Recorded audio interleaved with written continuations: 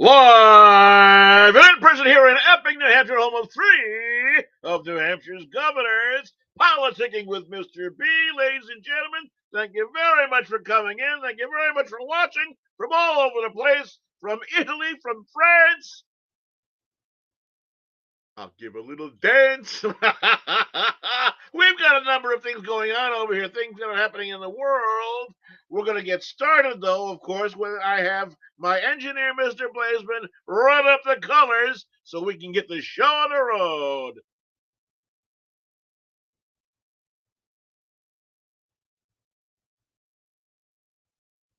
Thank you so much. I pledge allegiance to the flag of the United States of America and to the republic for which it stands, one nation under God, indivisible, with liberty and justice for all. And when I say justice for all, I don't mean only white people. I don't mean only people of color or indigenous people or this or that or whatever else. For every single person that is here who belongs here legally, equal and fair.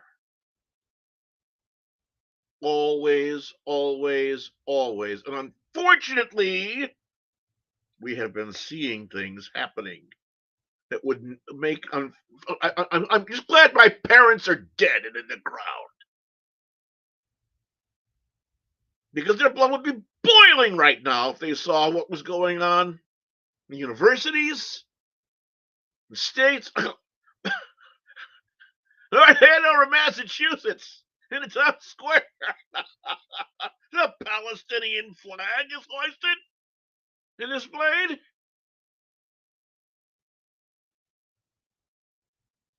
They even have people out there who have gone to video presentations that were made from the captured Hero GoPro cameras that the terrorist Hamas people used video recording and streaming murders and savage butchery and God knows how much more other things that happened. Rapes, torture, mayhem. But people are still going, oh, the poor, whatever. My ass. We don't need any ceasefires. The Israelis are doing exactly what needs to be done. Let them do it and get on with it. The sooner it's done, the sooner it'll all be over with. What needs to be done is being done. That having been said, ladies and gentlemen, United States Vice President Kamala Harris today did absolutely nothing that I know about. True to her character, this situation is not likely to change anytime soon. Kamala Harris, she may look very nice. She may know what kind of shoes to wear and so forth. But as a statesperson, this lady is about as vapid as a bag of vacuum cleaner dust. Enough to be said. Bernie Sanders, himself the hapless Vermont Democrat slob, almost took two boys out to the woodshed yesterday for fighting over what amounts to a shoving match at the finger painting easel. This amounts to a United States Senator Mark Wayne Mullen and a Teamsters Union President Sean O'Brien getting in some sort of a shoving match, or they're going to testosterone charged whatever, bunch of horse crap. Instead of just going about the shall we say, the business of whatever they're supposed to do, they're trying to be like they're two kids in a school kids in a freaking baseball field or whatever. What a bunch of idiocy. Joe Biden, our president, Joe Biden, after 3 years of wreath-laying ceremonies at Arlington National Cemetery, still has no idea which way to walk. Had to have a member of the military guard of the Tomb of the Unknown Soldier direct them. This way, Mr. President. There you go. Hey, right there. See us? Oh, here. Where the rest of your compadres are? Oh, there. Go on. Here you go, sir. Yeah. Here. Go ahead. Your warm milk is over there. Oh, freaking moron. We need somebody who actually is not an inept moron in the White House. That having been said, ladies and gentlemen, there is something going on over in all places, Iceland. Iceland, a place that was named Sound Cold. But basically, it's quite warm, and it's getting warmer. And why? Well, because of volcanic activity, by all means. Iceland, a place that is 103 kilometers squared, cubic kilometers, populated by 376,000 plus people. We've got states with more than that. We've got cities with more than that. The birth rate in Iceland, 12.96 people per thousand are born. Their death rate is 6.56 people per thousand. Go on with that. I want to show you what's going on, and we'll get back into talking about this. Wait, do we have that first video that's available? I certainly hope you do. Can we launch that, please? Are we there? No, we're having some issue apparently. All right. Well, what's going on now is there is a volcano. It's long been a bastion of volcanic activity. And unfortunately, there is a volcano that is getting ready, they believe, to erupt. And from what I am seeing, how many of you remember Mount St. Helens? Here we are. We'll see this. We'll go into some commentary.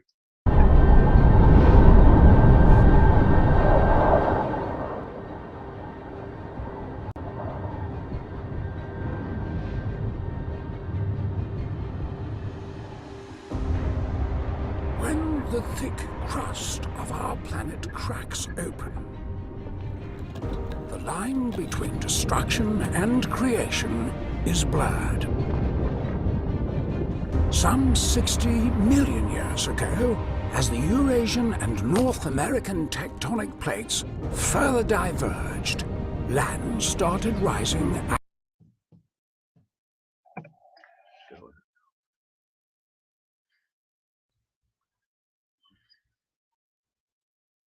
I believe. I'm sorry, ladies and gentlemen. Was the wrong video in the queue. We're working on that. Well, Iceland itself is largely built on volcanic activity. It was populated only about 1,100 years ago. Okay, here I believe is the images that we wanted to show you what's going on right now. Are we rolling that? I want to take you out to another big international story that we have been following over the last several days. Take a look at some of this video right here. Residents of a fishing town in southwestern Iceland, their homes this weekend, they've had to leave after increasing concern about a potential volcanic eruption caused civil defense authorities to declare a state of emergency. Police evacuated Grindavik after recent seismic activity indicated a corridor of magma or semi-molten rock now extending under that community. Again, this is just some of the video as Iceland's famed Blue Lagoon experienced at least 1,400 earthquakes in a total of 24 hours on Thursday. I had to read that a few times to make sure that I got that number right, but that is real here. So Jan Hasbrook is from the West Coast of the U.S. and she was in Iceland as we had some of those earthquakes here. I do want to bring her in live to talk more about what she experienced. Thank you so much for taking the time to be here. My pleasure. It's a very interesting story, and I feel bizarrely connected to it by happenstance. Yeah. For sure. Well, first off, just kind of describe for me, tell me what you saw, what you heard as all of this did play out.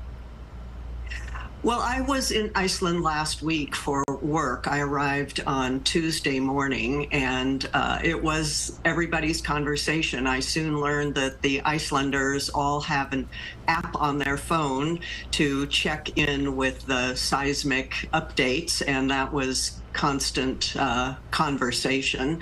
I did have a conversation with somebody who lives out near Grindavik on that peninsula, and she was saying she and her family were really suffering because of the constant earthquakes. They hadn't slept in a long time, but at that time nobody was really talking about the imminence of it. I mean, they revere their geologists there. It's very important, and they were talking about that something was imminent, but imminent in geological time can be in the next hour or in 30 years, but constantly checking those apps. And but on Friday, my colleagues and I was going to fly back home on 5 p.m. in the evening. So we went out for a hike on Friday on the peninsula out there near Grindavik, and these are some of the pictures from that hike. The most recent volcanic activity. And it was, it was very interesting to see what had happened in the past, although it's still very active, the boiling water and the still steam rising from that lava flow from 2021. But then we drove into Grindavik and had lunch at a little restaurant there. As we drove through the community, we saw there was school was in, because it was a Friday afternoon, children were out on the playground playing, and life was just going on. We went to this little mini mall where the restaurant was located, and it was just business as usual in all of those shops. But while we were eating lunch, there was an earthquake. We all definitely felt it, a few seconds long. We asked the server what she thought the intensity of the earthquake was, and she said it was about 4.5, and later they all checked on their app and said it was 4.7. So they said, if you live with earthquakes long enough, you get a good sense of what it is. But and driving to the airport, my colleagues had to check the app to see what roads were still open. At that time, the main road was open. So they drove me to the airport. While I was at the airport, I felt at least one, if not two, further earthquakes. And it wasn't until about the time I was landing back home that I heard that Grindavik had been evacuated. And my heart goes out to all those people, just thinking a few hours before they were living their lives, children were in school, everybody was aware, alert, but the evacuation of an entire town, leaving behind, I was reading today, leaving behind pets and animals, it's really, really a scary time. And nobody knows where that volcano is ultimately going to erupt. When you're talking about 1,400 earthquakes over the course of 24 hours in Iceland, as someone who is from the U.S., we know that doesn't happen here ever. So what goes through your mind when you hear 1,400 earthquakes? I think that's what caught a lot of people's attention. Yeah, it's just nearly constant. There's a break, and then there's a little bit of a shake, and then there's a bigger shake. But talking to my colleagues who are Icelanders, this is also something that they know that they live with. As I was having a conversation, and again, this was well before, hours before, but we didn't know Grindavik was going to be evacuated. They were talking about that when on this hike where you're seeing pictures, they were sharing with me, and sometimes with tears in their eyes, that this is how our country was born. This is the growing of our nation, and it is who we are. We are the land of water and ice and fire, and as it can be terrifying, it can be certainly threatening and something, but there's a certain pride in it too. This is how Iceland got created, and it is still being created. So it is just something that they have learned to live with. They're a very brave and stoic group of people, for sure. The town of Grindavik, we've talked about being evacuated. You were just there days ago. Tell me what that area in Iceland is like. Are we talking a residential area, tourist area, a mix of both? What is that town like? Grindavik is a fishing community. A lot of people who live in other little areas where fishing is the main activity. There was a harbor with the fishing boats. Many of them were out for the day because it was a work day Friday. It was a working community. It's not a tourist area per se, but people might travel through it. The little restaurant we had lunch in is a quite famous one, but a small little cafe is what it felt like. So yeah, there were the schools, there were the homes, and everything very modest. It's just a little small fishing village that happened to be for us on the way out to the airport. What was it like being there? Because I know you kind of touched on this already, and it kind of seems as though it's something they're used to in that area. Did everyone just seem like they were going business as usual as the ground was shaking and people were probably looking around going, what is that? Yeah.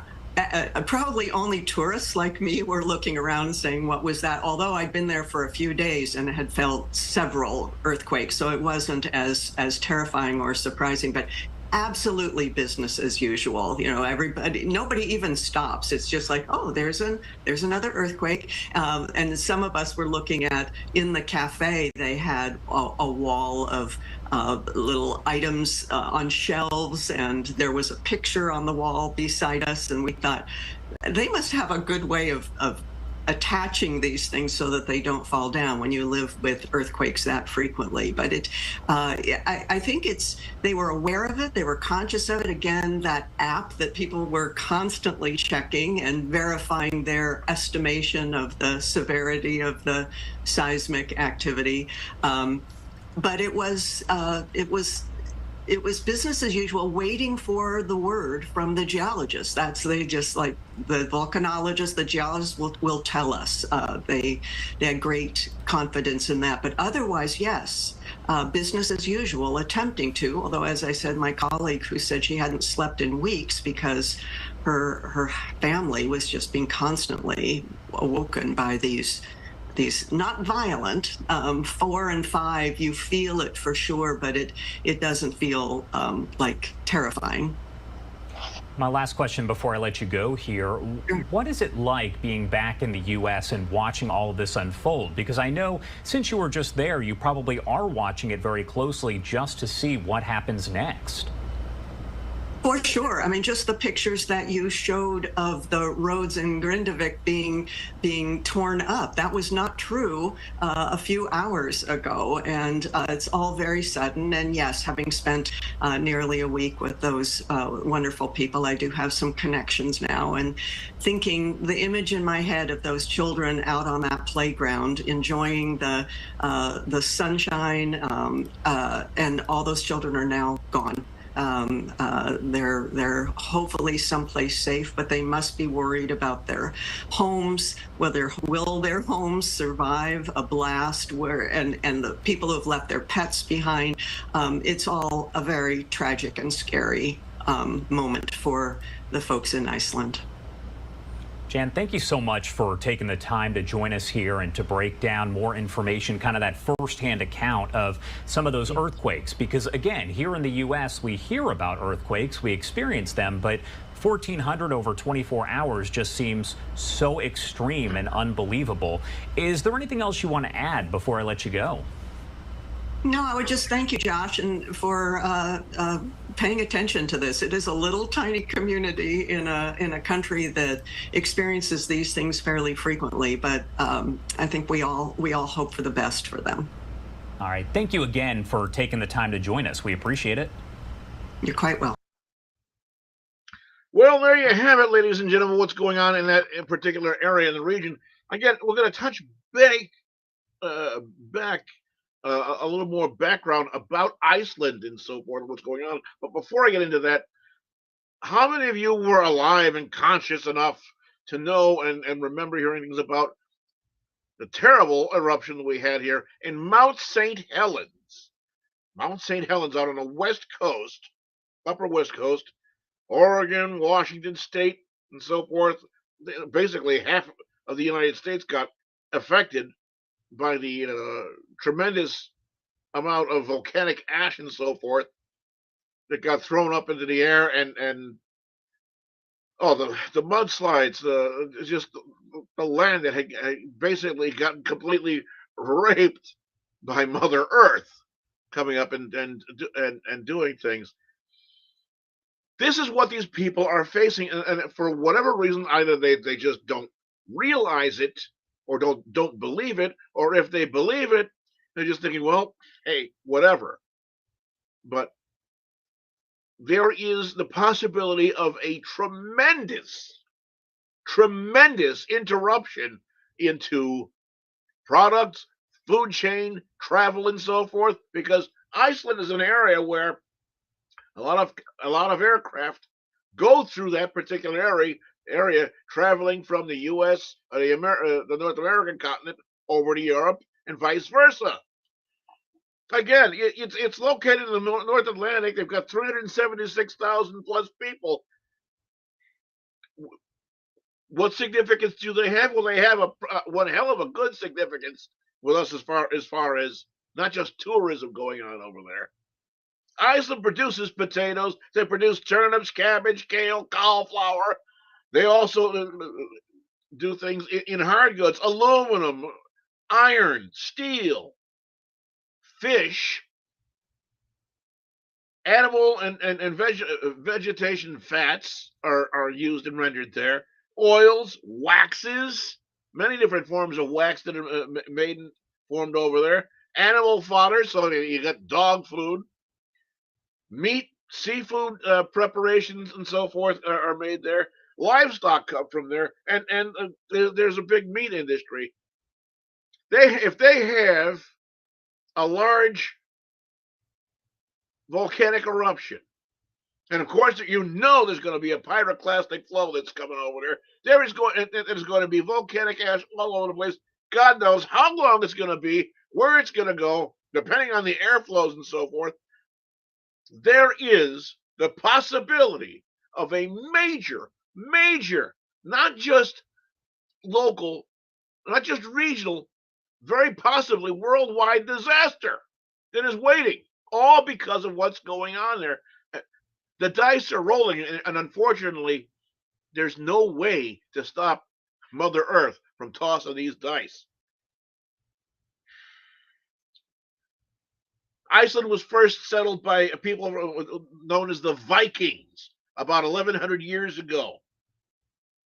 I believe to have been about, at that time, it was about 25% forested. Everything else is there because it's something that's built on, or it's grown onto by volcanic activity. You're basically seeing a North Atlantic volcanic island. It's there. The only breed of game that they have there, believe it or not, is reindeer. Reindeer. They don't have any other game on that island. They imported the reindeer back about 400 years ago from Norway.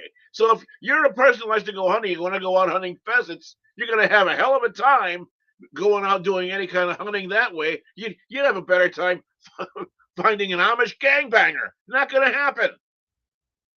All they have is reindeer that's there, and that's it. Everything else, all the rest of any kind of food that they have, is livestock that they raise. So Iceland, if this turns out to be the disaster, which it sounds like it's going to be, the eruption that can happen, there is the possibility that Iceland is royally screwed. That having been said, we're going to be going into taking a break in a minute, but I do want to reach out, and I want to say thank you to the people that have put out the information that are there. And I'm sure there are people from the U.S. Geodetic Survey that are probably monitoring all of this as well. I do not have any additional information as to what's going on, but 1,400 earthquakes in one day is telling you that there is something incredibly large brewing, and it's not going to be very long at all before literally all hell breaks loose for Iceland. All right, that having been said, we're going to be coming back here in about 3.5 minutes. I'm Mr. B. This is Poli-Ticking with Mr. B. I'll see you all again in about 3.5. Take care.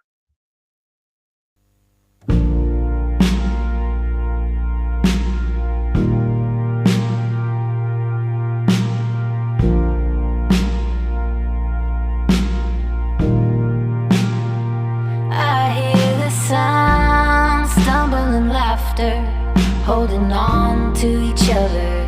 Miss the last bus on foot to get home. I miss the town, rowdy and clever, all at once undercover, blowing kisses to the shop windows as we go. We stayed out playing past midnight. That was years ago. Now something just ain't right. Better take it slow.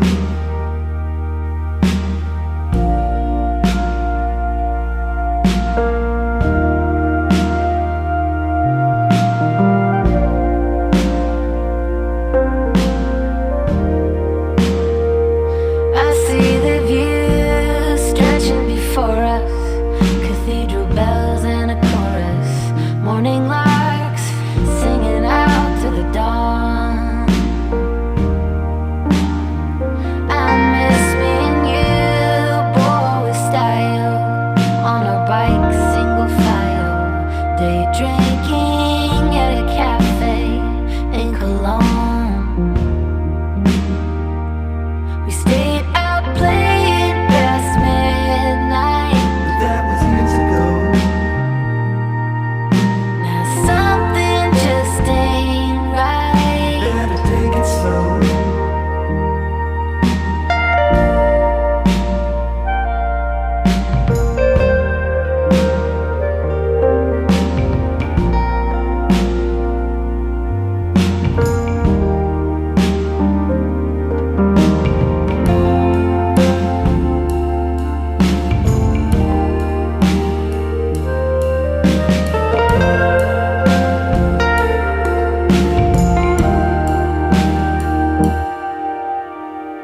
Are we getting old? Am I getting over? Gotta catch my breath before we go. We stayed out playing past midnight. That was years ago. Now something just ain't right. Better take it slow. We stayed out playing past That was midnight. years ago. Now something just ain't right. Better take it slow.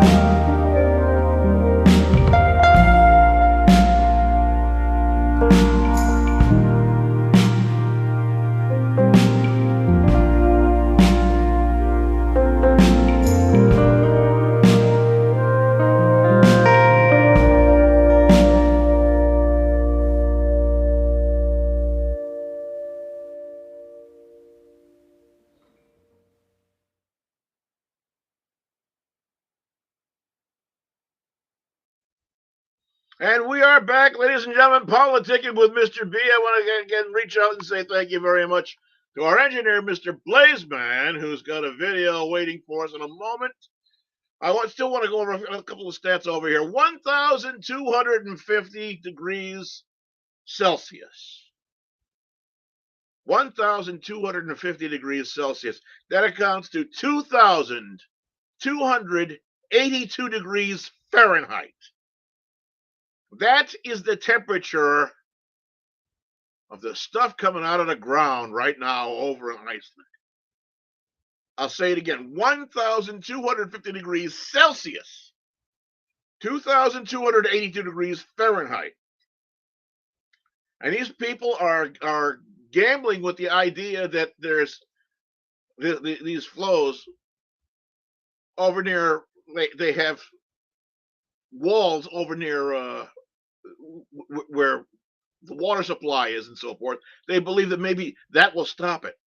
Nothing's going to stop this. You can't stop.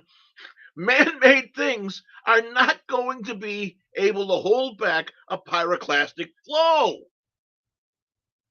It'll get burned and melted through. You're dealing with nature here, folks. These people need to do something about getting themselves evacuated and removed. There are going to be there is the chance of an awful lot of dead, an awful lot of suffering. And God help anybody trying to get out there to give any kind of relief. God knows how long it will take. Aircraft aren't going to be able to fly through things with all of that volcanic ash flying around. Ships, God knows where are they going to anchor? Where are they going to go? What are they going to be able to do? I don't know. All right. We've got another video here, again, about Iceland and what the volcanic activity is generally there. If you've got that, please, Mr. Blaisdell, will you go ahead and roll that for us, please?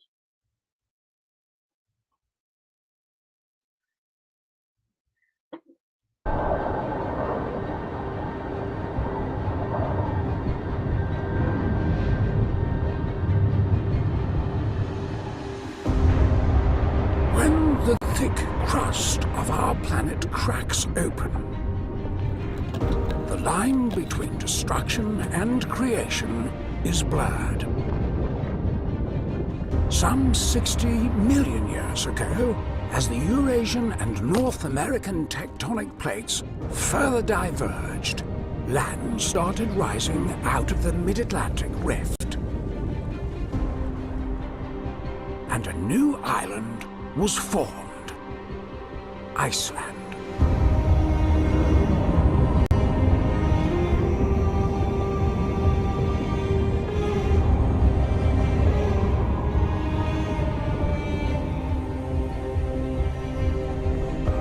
Since then, the volcanic activity on this island has not stopped.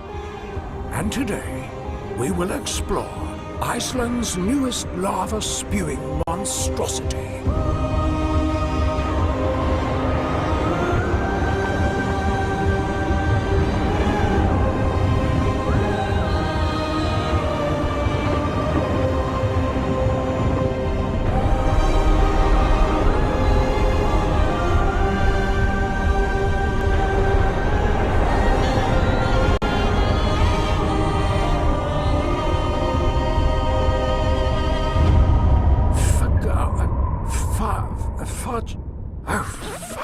I give up.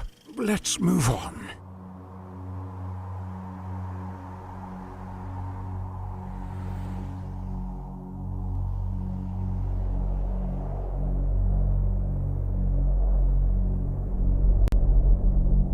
In early 2021, the Reykjanes Peninsula was hit by an unprecedented array of more than 50,000 earthquakes.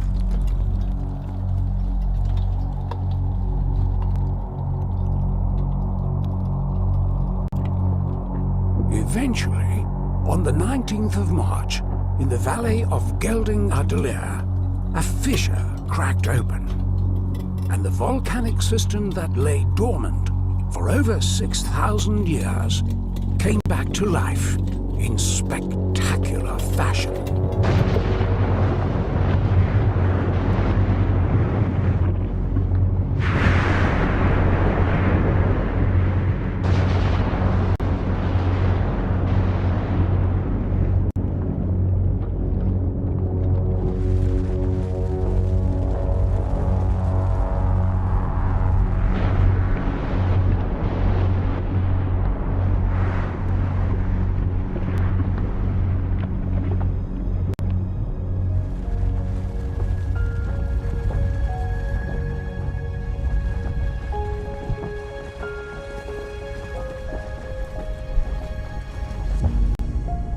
temperatures up to 1,250 degrees Celsius, blistering hot lava is ejected up to 400 meters high into the brisk, cold coastal air.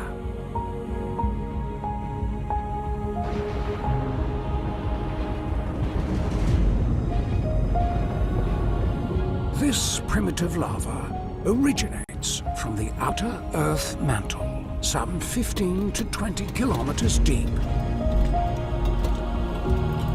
And according to the latest geologic research, is the oldest lava that has emerged in Iceland in over 7,000 years.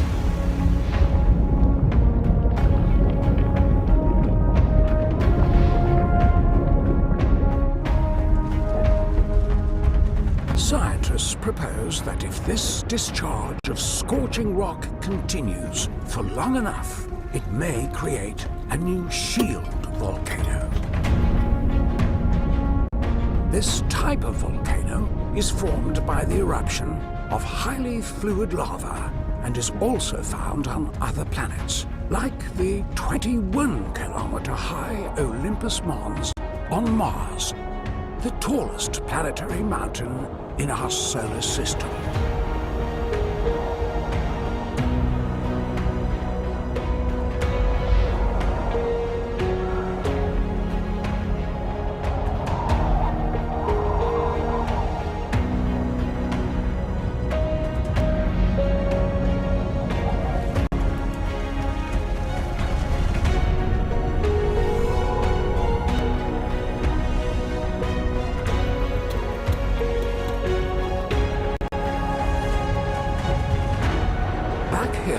On Earth, this eruption may be just the beginning of what experts speculate to be a new seismic era in this region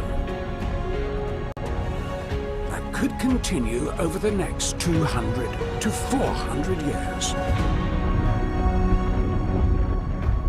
And if you are lucky, you may be able to witness it yourself. Hey, this is Joey Helms, filmmaker who made this documentary, and I really appreciate you watching it. A big thanks to voiceover artist Rick Whelan, who undoubtedly took this project to the next level. You can hire Ricky as well, link to his page in the description below. He's absolutely an awesome guy. Thanks, Joey. I don't know who you are, but if you enjoyed this video, you should hit the like button to see. Well, there you have it, ladies and gentlemen. Iceland, a country whose name is so forbidding, it makes you shudder. But in the summertime, in the summer months, it is very, very nice it's there, and it has all of this heat and so forth going on. It's not likely to be a frozen wasteland. It's maybe changing its name from Iceland to Volcano Land. God only knows, and you've heard this kind of lava flow could be going for the next 200 to 400 years. We don't know what's going on, what Mother Earth has planned for it. But I'll tell you this: we have seen in our lifetime, we have seen volcanic activity and know the dangers of it. We have also some video of what I was speaking of before. For those of you maybe who are not aware of Mount St. Helens, what happened out on the west coast, Mount St. Helens, it was giving every single alarm it possibly could. People were watching over months the size and configuration of this mountain changing, swelling. They knew something was coming. They they had snow caps and whatever else in areas, and it was melting because the heat was building up, and nobody seemed to believe what was going to happen happened until it did. Mr. Blazeman, if you've got that Mount St. Helens video, now would be a good time to go ahead and launch it.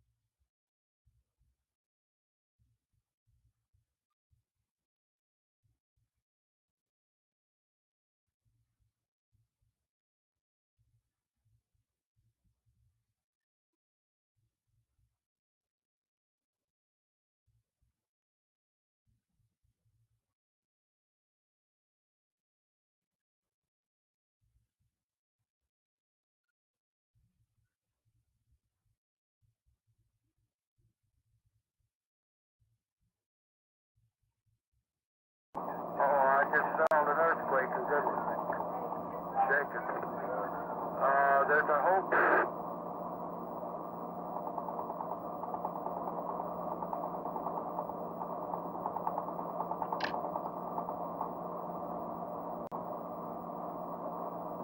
Northwest side. A7AGG, W7WFP. Oh, now we've got an eruption down here. Now we got a big slide coming off. The slide is coming off of the west slope. Now we got a whole great big eruption out of the crater. And we got another that opened up on the west side, a whole west side, northwest side that slides down.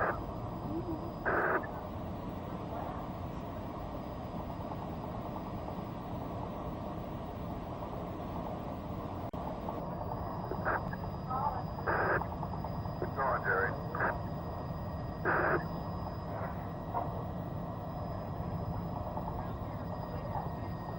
M7AGG, W7WFP.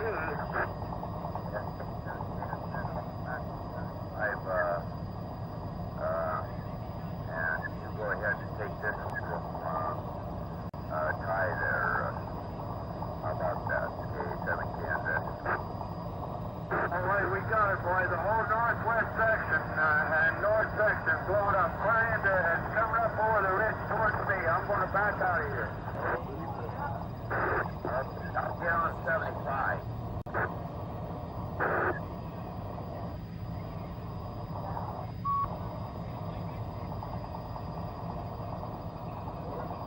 WB7TZF on Highway 12.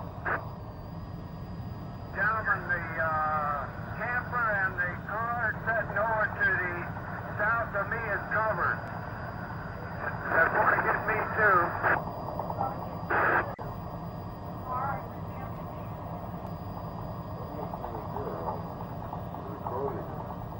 Get out of here.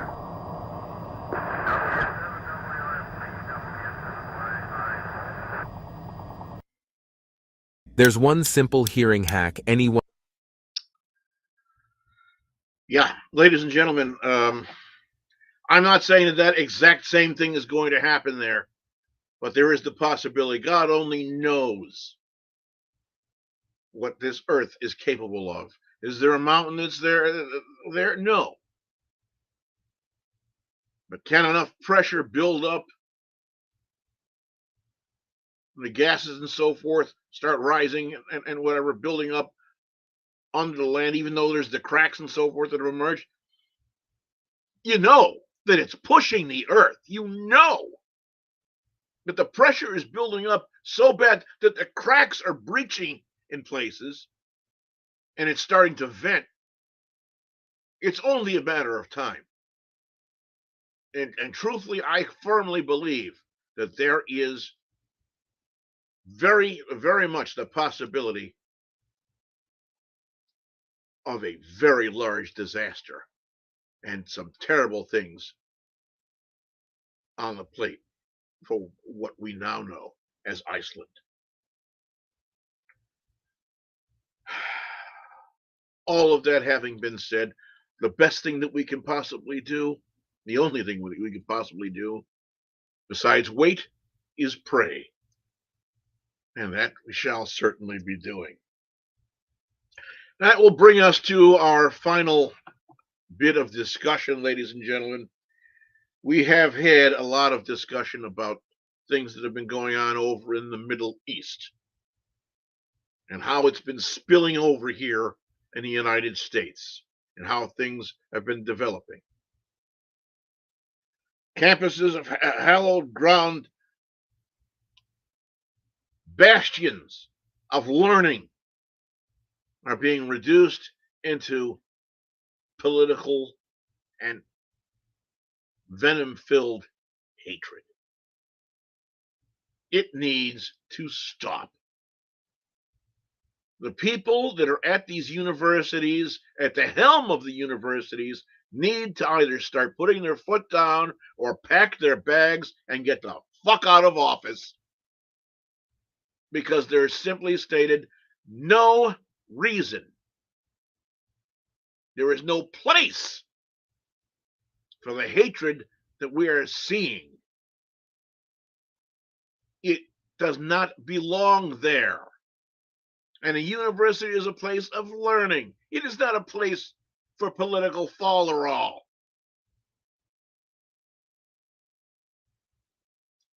You sit around, you think of all of these people that are complaining about their student loans and so forth.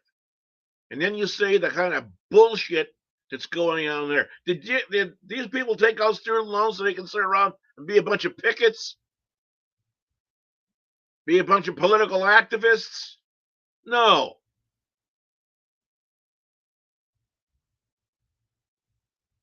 Every last one of these people that is out there spewing the hate, every last one of these people that is out there giving out bullshit and putting up with and ascribing to the bullshit needs to be, there you go, expel them. Every last one of them. It's a place for learning, not for that. We have some multi-view from directly live, a live feed from Iceland. What's going on over here? You want to expand that out, Mr. Glazeman? So yeah, here we go. Apparently, they are watching what is going on. And fortunately, we're not seeing anything having happened yet. Do we have maybe you've got a cross base you can put up what the web address is so people can take and sign into this and view it? Is there a you have a www dot whatever it is that you can put up on the crawl line? That would be nice. This is on YouTube. Okay. Okay. This is on YouTube. This is a live feed of Iceland right now. And where you are situated on video in the bottom right corner, above you is how many earthquakes did they have and how big the earthquake was. So at 1:21:43, it was 2 minutes and 30 seconds long, and it was a 4.9. Okay. Are you aware of how the Richter scale works? 3.1, 3.2, 3.3. Yeah, it's I mean, the higher the magnitude, the stronger the quake. Yes, but a lot of people don't realize this. If you have a 3.1 and a 3.2, every rise in those points is 10 times stronger than the last one. So a 3.2 is 10 times more powerful than what a 3.1 is, believe it or not. Okay. All right. I'll let you finish up. So what they're saying are these are not just little tremors or whatever else. If they're continuing like this, there is the possibility, and it sounds like it's screaming me, it's foretelling for the people to get the hell out of there, because there is going to be one hell of a land shift. There is going to be one hell of some kind of motion, most likely, that is going to disrupt a hell of a lot of things, and people are going to be having one hell of a bad day when this happens. I pray to God that these people are able to recover it, because right now, if they're not evacuating and they're just laissez-faire about it, we've seen what they've excavated from Pompeii, with people that literally were frozen in time, buried in volcanic ash and so forth. This can happen again when Vesuvius let go. This can happen again. And it can happen right here. Well, I can go on and on about this all the time, but God, we really just go into it. This thing, I want to reach out and say thank you very much, Mr. Blazeman, for all of the work that you've done, for finding this. I thank you very much. And also, I want to thank you very much for finding that information for us, the little documentary from Mount St. Helens, that footage. I want to thank you very much for finding that. Ladies and gentlemen, if you happen to like this, I certainly hope you do. Share this, tell your friends about it. We've always got a little something that's going on here. Today, we're talking about things that are happening there and how it can affect us here. Please reach out. You got a question? Say it. You got a suggestion? Love to hear it. If you like this, share it. Tell your friends. You don't like this, you're free, of course, to go on, scroll on, and find something else. But we're doing things here, and we're doing it in a manner it's not being done on the televisions and in the newspapers because they're just not reliable anymore. I'm Mr. B. This is Poli-Ticking with Mr. B. I want to say thank you very, very much. We will be back again, I believe. Next Wednesday is the day before Thanksgiving. We're going to do the best that we can to come with you, provided things work out very well. I'll see you all again very soon. Take care, everyone. Bye-bye.